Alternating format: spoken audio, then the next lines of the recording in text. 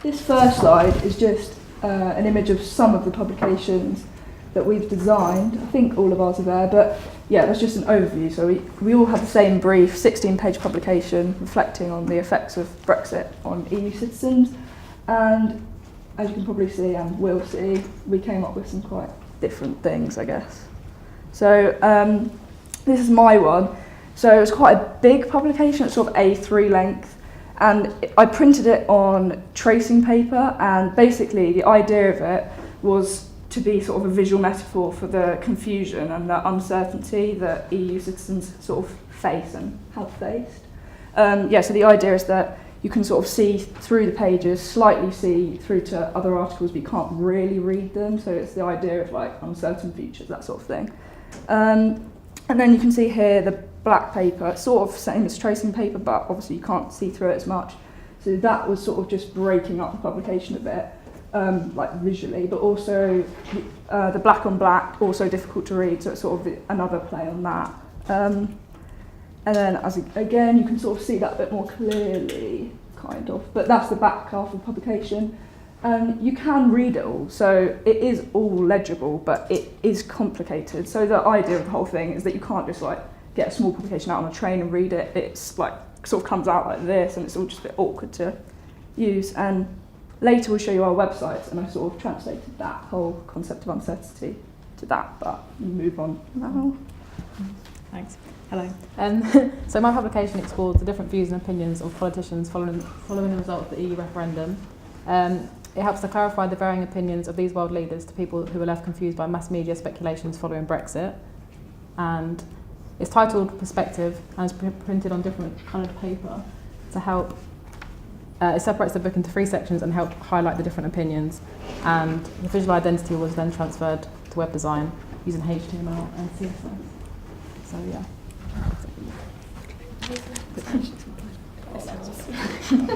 So my publication is called Uncertainty, and I split it up into 3 as well. The first article that demonstrates the lack of trust that people felt because of Brexit, and the second article is the confusion surrounding it, and then the third is kind of the result of this. So how that then leads to discrimination and people taking the law into their own hands and stuff. So I visually divided it with the first article being purple, the second green, and then the third a mixture of the two to show them both coming together. And yeah, it's just basically a formative book. It's not opinionated or anything. It's just simply laid out for people who weren't really educated on Brexit to just learn a bit more about it.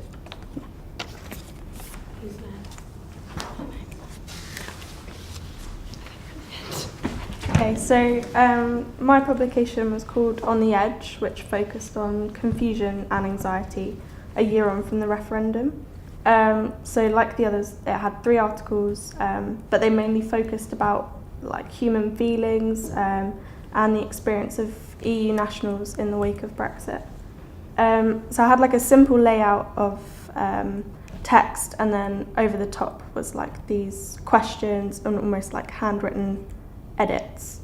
So words like anxiety and panic were crossed out, things were focused on. It included original personal stories, handwritten comments, underlining and circling that represent the mess and confusion, and more of a human look at Brexit. The front cover was, if I go back, in the style of a British passport, and it was debossed, so it was quite difficult to see unless you held it up to the light, because it all centred around the confusion and theme of EU citizenship. Will we still be a part of the EU or not? Yeah.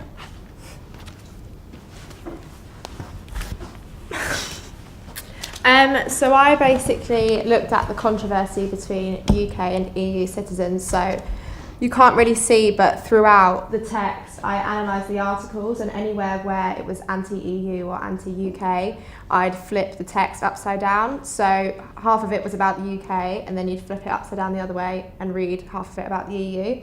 But essentially you could take the publication and read the whole way through, because everything that was written about the EU was on the EU side and vice versa.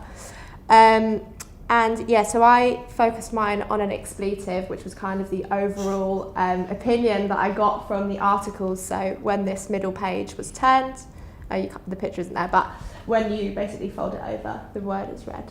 So yeah. I need to pass you. Sorry. So my publication is a bilingual publication aimed at Polish community living in the UK. It's meant to inform about news updates specifically regarding the situation of Polish people and the future, and sort of how that would, like how Brexit influences the Polish people living there. Because of the whole concept of having two languages, the Polish language is primary, and you can see that all throughout the publication. So the titles in Polish are bigger and illustrative, and that runs for the publication, and also the hierarchy of the publication, where Polish is the more legible language and English is the secondary, and it's not as legible. Obviously, the two main colours of the publication are white and red because of the Polish flag, and I didn't want to overcrowd the design with too many black colours and text, so that the two main colours pop out, and it's obvious that it's aimed at Polish community rather than just literally writing on it, it's aimed at Polish people. And that's mostly, like, you can see that the red runs throughout all the stuff, and also the cover is red, but it's not really into your, like, the purpose of it wasn't really supposed to be into your face, like it's just for Polish people. No, it's not, but it's mostly regarding what the situation will be like in the future. So this is my one.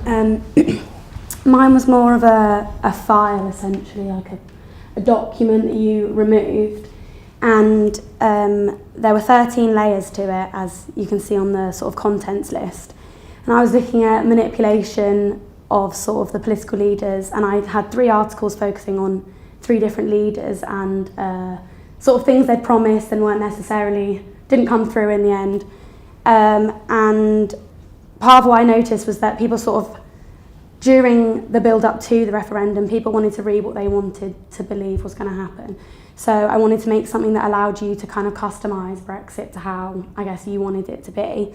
So each of the different pages that you can see here overlay onto the base, and they block out certain bits and fill in the gaps. So as you can see on the base, there's a lot of spaces, and each time they're filled in to tell a different story, essentially. So one will just tell you, like, Nigel Farage's opinion, one's going to tell you the truth, one's going to tell you a lie. And yeah, so yeah. I don't know what's next. Yeah, yeah.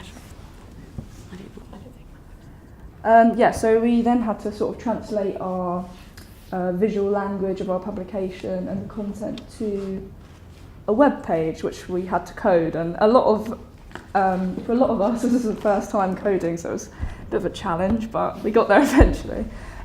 So my one was the tracing paper one, and I sort of translated that through the idea of hidden text. And so you scroll over things and you can reveal the text underneath. But the idea is that, I'll scroll, but as you scroll along, the different paragraphs are different lengths, so sometimes when you're scrolling they sort of disappear before you've read it. So it's sort of translating that uncertainty, where certain of the paragraphs are longer, easy to read, and like this one here, just 2 lines, and you could easily miss that, and whereas that one you could scroll for quite a long time before it disappears. And so there's 2 articles on here, but the idea is that you could read certain paragraphs, pick and choose, but you're not quite sure what's going on, basically. So it's just that idea of confusion, and I don't know what other ones we have. Emma? So my one was looking at more like personal opinions and being able to edit articles and things like that. So on the web page you were able to draw over it. So the whole idea was that you could cross out words, circle things, you could draw all over the articles and things like that. This is another person's. I'm not sure whose. Yeah. This one's mine. So obviously we had to translate the whole language of it. As you can see, it's very simple, it's very basic, but it plays on the same idea of highlighting Polish language as the primary language and the primary audience, and then you have English. Also, like I said, the red is running all throughout the publication, so if you've got like most important bits of the text of the article, it's highlighted. Oh wow, that's pretty zoomed out. So this was just quite a literal web version of my publication. So here you could highlight over each one and it would show you that same version. When you loaded up the page, it had the base text on it. And then there's another one. Very nice. I'm not sure if it does anything else. There we go. And then for the last part of the project, we had to create the animation that Eloise mentioned previously. So I think this is a showreel of quite a few of them. Yeah, I think so. Yeah. So you might notice how some of these link to some of the publications you've seen.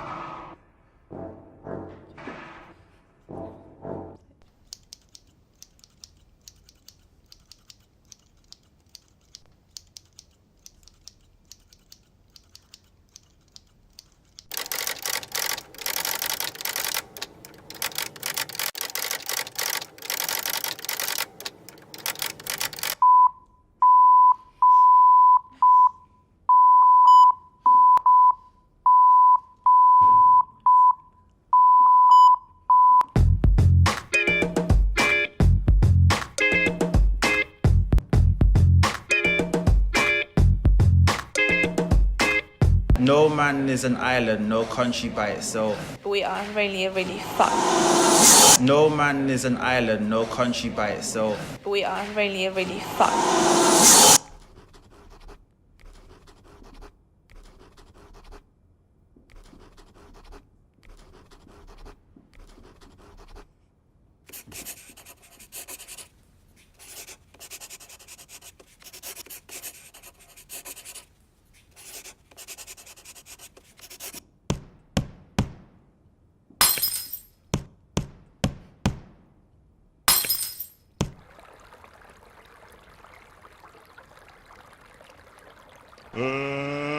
Let's get ready to